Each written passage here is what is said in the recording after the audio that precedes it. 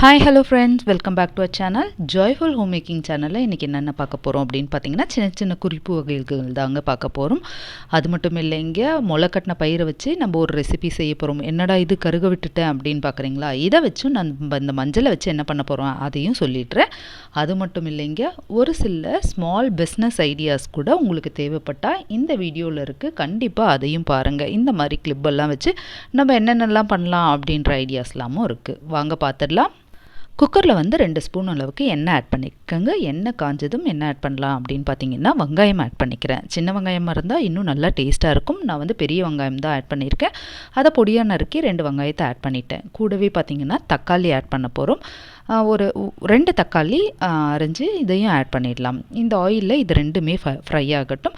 இதில் பார்த்தீங்கன்னா நிறைய காய்கறி, என்னென்ன காய்கறி எல்லாம் போடலாம் அப்படின்றதையும் சொல்கிறேன். ஃபஸ்ட்டு வந்து மசாலாவுக்கு ரெடி பண்ணிடலாம். கொஞ்சம் தேங்காய் ஒரு முடி எடுத்திருக்கேன். அதில் பட்டை, லவங்கம், ஏலக்காய் ஆட் பண்ணியிருக்கேன். கொஞ்சமாக சோம்பு ஆட் பண்ணிக்கலாம். இது எல்லாமே நம்ம வந்து பேஸ்ட்டாக அரைக்க போகிறோம். சும்மா கொஞ்சோண்டு கசகசா இருந்தாலும் ஆட் பண்ணிக்கிங்க, உடம்புக்கு ரொம்பவே நல்லது. இதில் கூட வந்து நம்ம இப்போ வெங்காயம் தக்காளி வணக்கணும் இல்லைங்களா, அதை இதனோட ஆட் பண்ண போகிறோம். ஒரு கரண்டி அளவுக்கு எடுத்துகிட்டு இதையும் சேர்த்து இதை வந்து பேஸ்ட்டாக அரைச்சி எடுத்துக்கலாம். டேஸ்ட்டு செமையாக இருக்குங்க. ஸோ இந்த மாதிரி மசாலா அரைச்சி எடுத்துகிட்டு வந்துடுங்க. இப்போ இதில் பாதி தான் எடுத்திருக்கேன், பாதி இதில் இருக்குது இல்லைங்களா. இதில் என்னென்னலாம் ஆட் பண்ணுறேன் அப்படின்னு பார்த்தீங்கன்னா, உருளைக்கிழங்கு 2 ஆட் பண்ணுறேன்.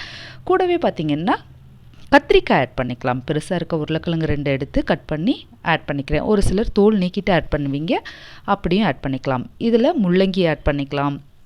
அப்படி இல்லையா சௌச்சோ ஆட் பண்ணிக்கலாம். இந்த மாதிரி வித்தியாசமாக எது வேணாலும் ஆட் பண்ணிக்கலாங்க. இப்போ முளைக்கட்டின பயிர் என்னன்னு பார்த்தீங்கன்னா கொள்ளு தான். வெயிட் லாஸ் பண்ணணும்னு நினைக்கிறவங்க கண்டிப்பாக இந்த கொள்ளு வச்சு ட்ரை பண்ணி பாருங்கள். தோசையாவோ இல்லை சாலடாவோ கூட சாப்பிட்லாம். இந்த பயிர் தான் இல்லைங்க, நீங்கள் வந்து காராமணி, பச்சை பயிறு இந்த மாதிரி கூட முளைக்கட்டி இதனோட ஆட் பண்ணலாம். சூப்பராக இருக்கும் கிரேவி. இது வந்து களிக்கு, சப்பாத்தி, தோசை, சாதத்துக்கு எல்லாத்துக்குமே சூப்பராக இருக்கும். இப்போ வந்து சால்ட்டு தேவையான அளவுக்கு ஆட் பண்ணிக்கலாம். ஒரு சிலர் பார்த்தீங்கன்னா மசாலாலே மிளகா வச்சு அரைப்பீங்க. நான் இன்றைக்கி மிளகா தூள் தான் ஆட் பண்ண போகிறேன். கொஞ்சமாக மஞ்சத்தூள் ஆட் பண்ணிக்கலாம். இது வந்து மசாலா செம்ம டேஸ்ட்டாகவும் இருக்கும். அதுக்கப்புறம் மிளகாத்தூள் ஆட் பண்ணிக்கலாம். காரத்துக்கேற்ப ஆட் பண்ணிக்கோங்க. இது எல்லாமே இந்த ஆயிலில் நல்லா ஃப்ரை ஆகட்டும். இதுக்கப்புறம் பார்த்திங்கன்னா இந்த அரைச்ச பேஸ்ட் இருக்குது இல்லைங்களா, இதை தான் நம்ம இதனோட ஆட் பண்ண போகிறோங்க. ஸோ இதில் இதை ஆட் பண்ணிடலாம். பேஸ்ட்டை ஆட் பண்ணிட்ட பிறகு நம்ம வந்து கொஞ்சமாக தண்ணி ஆட் பண்ணி இதை வந்து நல்லா மிக்ஸ் பண்ணிக்கணும்.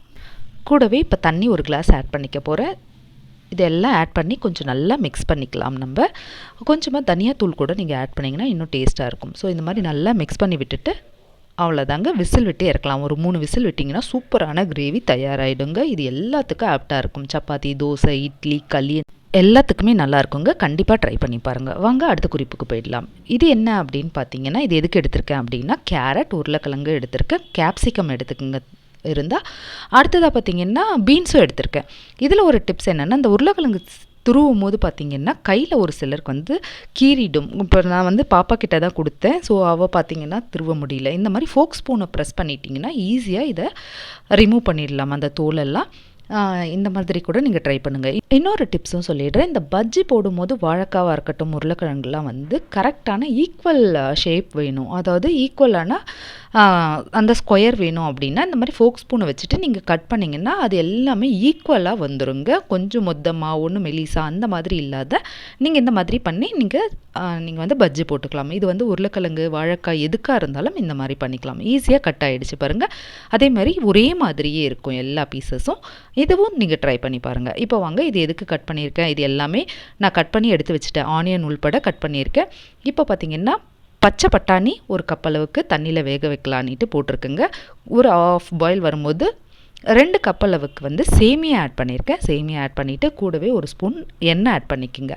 இது எல்லாமே நல்லா இந்த தண்ணியில் வேகட்டுங்க. 3/4 பாயில் அளவுக்கு வந்துடட்டும். எண்ணெய் ஆட் பண்ணுறது எதுக்கு அப்படின்னு பார்த்தீங்கன்னா, இந்த சேமியா வந்து பிசு பிசுன்னு இருக்கும் இல்லைங்களா, அந்த தன்மைலாம் இல்லாத உதிரியாக வர்றதுக்காக தான் இந்த எண்ணெய் ஆட் பண்ணுறோம்.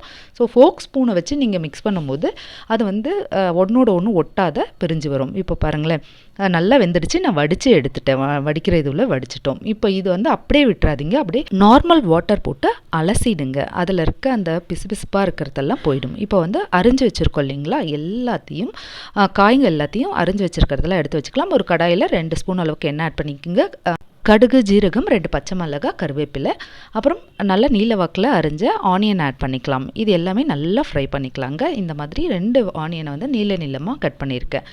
சூப்பராக இருக்குங்க. இது வந்து லஞ்சுக்கு கூட நீங்கள் கொடுத்து விடலாம் பசங்களுக்கு. கேரட்டும் நீல வாக்கில் அரிஞ்சிருக்கேன், பொட்டேட்டோவும் நீல வாக்கில் அரிஞ்சிருக்கேன். கேப்சிகம் இருந்தாலும் நீங்கள் அரிஞ்சு எடுத்துக்குங்க. பீன்ஸ் கூட போடலாம். என்கிட்ட இன்றைக்கி என்னென்னலாம் இருக்கோ அதெல்லாம் போட்டிருக்கேன். அப்புறம் பார்த்திங்கன்னா பேபிகார்ன் ஆட் பண்ணியிருக்கேன். நீங்கள் வந்து பேபிகார்ன் ஆட் பண்ணலாம், பன்னீர் ஆட் பண்ணலாம், அப்படி இல்லைன்னா மஷ்ரூம் ஆட் பண்ணலாம். இந்த மாதிரி எல்லாமே ஆட் பண்ணிக்கலாம். இப்போ தக்காளியும் ஆட் பண்ணிக்கலாம். 3 தக்காளி குட்டியாக இருந்ததுனால 3 எடுத்துருக்கேன். பெருசாக இருந்தால் 2 போதுங்க. நீங்கள் இதையும் ஆட் பண்ணி நல்லா இதெல்லாம் ஃப்ரை பண்ணி எடுத்துக்கோங்க. பீன்ஸ் வந்து போட முடியல, நான் அது வந்து இல்லை.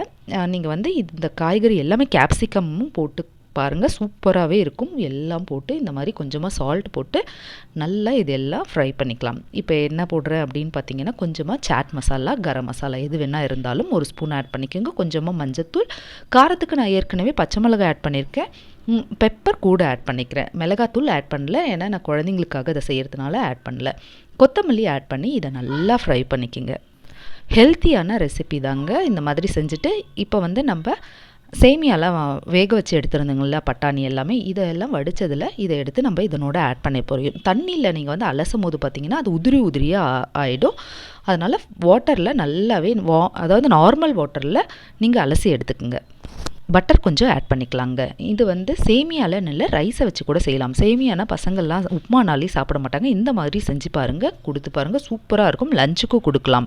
உப்புமா சாப்பிடாத பசங்க கூட சாப்பிடுவாங்க. ஒரு பர்த்டே ஈவெண்ட்டாக இருக்கட்டும், எதுவாக இருந்தாலும், ஒரு ஸ்மால் ஃபங்க்ஷனாக இருந்தால் இந்த மாதிரி கூட நீங்கள் சைடில் வைக்கலாம்.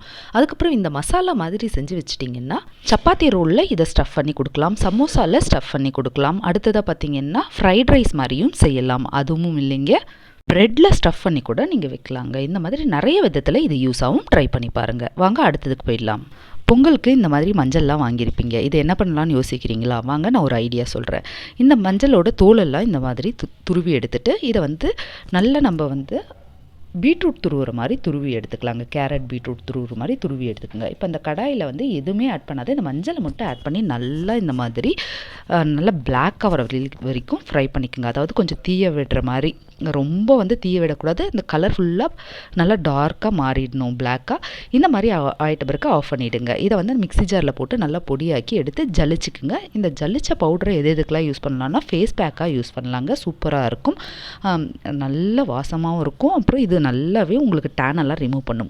இந்த டெர்மரிக் சார்கோலை வந்து நீங்கள் சோப்பில் கூட, சோப் பேஸில் யூஸ் பண்ணி கூட சோப்பாக யூஸ் பண்ணலாம். இப்போ ஃபேஸ் பேக் பார்த்திங்கன்னா ரோஸ் வாட்டரை கொஞ்சம் மிக்ஸ் பண்ணி நீங்கள் ஃபேஸ் பேக்காகவும் யூஸ் பண்ணுங்கள். கண்டிப்பாக உங்களுக்கு அந்த டேனோ, அந்த பிளாக் மார்க் எல்லாமே ரிமூவ் ஆகும். ட்ரை பண்ணி பாருங்கள். வாங்க அடுத்த குறிப்புக்கு போயிடலாம்.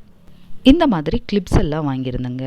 இது வந்து கொஞ்சம் காஸ்ட்லியாக இருந்தது. ஆன்லைனில் பார்த்தா வந்து சில்வரில் கொஞ்சம் கம்மியாக இருந்தது. இதை வந்து நம்ம பேஸை மட்டும் வாங்கிட்டு ரோலில் வந்து நம்ம ஸ்டோன்ஸ் எது வேணாலும் வாங்கினாலே ரொம்ப நம்மளுக்கு லாபமாக இருக்கும். இதை வந்து நீங்கள் ஸ்மால் பிஸ்னஸாக கூட பண்ணலாம். நம்மளுக்கு ஏற்ற எவ்வளோ டிசைன்ஸ் இருக்குது, அதை வந்து நீங்கள் இந்த மாதிரி ட்ரை பண்ணலாம். யாருக்காவது கிஃப்ட் கொடுக்கணும் அப்படின்னு நினச்சிங்கன்னா கூட கொடுக்கலாம். இதெல்லாம் வெளியே பார்த்தீங்கன்னா 100, 80, 150 இந்த மாதிரி ரேஞ்சில் இருக்குது இந்த ஸ்டோன் கிளிப்ஸ் எல்லாம். இப்போ பார்த்தீங்கன்னா நான் ஃபுல்லாக இந்த கோல்டன் கலர் மணி மாதிரி இருக்கும் இல்லைங்களா, அதை பேஸ்ட் பண்ணிவிட்டு சைடில் ஃபுல்லாகவே பார்த்திங்கன்னா இந்த மாதிரி ஸ்டோன் இருக்கும் இல்லைங்களா, கலர் கலராக இருக்குது. நான் ஃபுல்லாக வந்து ஒயிட் கலர்னால் காமனாக இருக்கும் அப்படின்றதுக்காக இதை பேஸ்ட் பண்ணிக்கிட்டேன். இந்த மாதிரி நான் நிறைய வந்து கிளிப்ஸ் பண்ணியிருந்தேன். சைட் கிளிப்ஸ் குழந்தைங்களுக்கெல்லாமும் பண்ணியிருந்தேன்.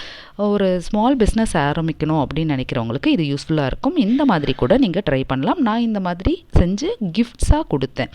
ரிட்டன் கிஃப்ட் பண்ணோம் குழந்தைங்க பர்த்டேக்கெலாம் நினச்சிங்கனாலும் அதுக்கு கூட ஸ்மால் கிளிப்ஸும் இருக்குது, சைட் கிளிப்ஸ் எல்லாமும் இருக்குது. அந்த மாதிரி பண்ணலாம். இல்லை வந்து பேண்ட் டைப்லேயும் இருக்குது, அதையும் நீங்கள் ட்ரை பண்ணி பார்க்கலாம். இப்போ பாருங்களேன், பேஸ்ட் பண்ணிட்ட பிறகு எவ்வளோ கிராண்டாக இருக்குது பாருங்களேன். கண்டிப்பாக இந்த மாதிரி ட்ரை பண்ணி பாருங்கள். மல்டி கலர் ஓட்டினா கூட உங்களுக்கு வந்து ட்ரெஸ்ஸுக்கு மேட்சாக இருக்கும். உங்கள் ட்ரெஸ்ஸுக்கு ஏற்ற மாதிரி ஸ்டோன்ஸ் வாங்கி நீங்கள் பேஸ்ட் பண்ணிக்கலாம். இந்த மாதிரி ஸ்டோன்ஸ் கூட இருக்குது. இது மாதிரி நீங்கள் செஞ்சு ரிட்டன் கிஃப்ட்டுக்கும் யூஸ் பண்ணலாம். நான் கிஃப்ட்டுக்காக தாங்க பண்ணியிருந்தேன். சூப்பராக இருந்ததுன்ட்டு கமெண்டும் வந்திருந்தது. கண்டிப்பாக ட்ரை பண்ணி பாருங்கள். இன்றைக்கி பார்த்த இந்த குறிப்பு எல்லாமே உங்களுக்கு யூஸ்ஃபுல்லாக இருக்குன்னு தான் நம்புறேன். பிடிச்சிருந்தால் ஒரு லைக் பண்ணுங்கள். அது மட்டும் இல்லை, உங்கள் ஃப்ரெண்ட்ஸ் அண்ட் ஃபேமிலிக்கு ஷேர் பண்ணுங்கள். மறக்காமல் நம்மளோட சேனலை சப்ஸ்கிரைப் பண்ணிக்கோங்க. அடுத்ததாக பார்த்தீங்கன்னா நம்மளோட சேனலில் இந்த மாதிரி வீடியோஸ் எல்லாமே போட்டிருக்கேங்க. ரிவ்யூஸ் ஐடியாஸும் போட்டிருக்கேன். Kitchen tips, cleaning tips, best out of waste, craft அப்படின்ட்டு நிறைய வகையான வீடியோஸையும் குக்கிங் வீடியோவையும் போட்டிருக்கேன். உங்களுக்கு டைம் கிடைக்கும் போது நீங்கள் போய் விசிட் பண்ணலாம். இதை நான் பிளேலிஸ்ட்டாகவும் தந்திருக்கேன். கண்டிப்பாக போய் விசிட் பண்ணி பார்த்துட்டு உங்களுக்கு பிடிச்சிருந்தா ஷேர் பண்ணுங்கள், கமெண்ட் பண்ணுங்கள்.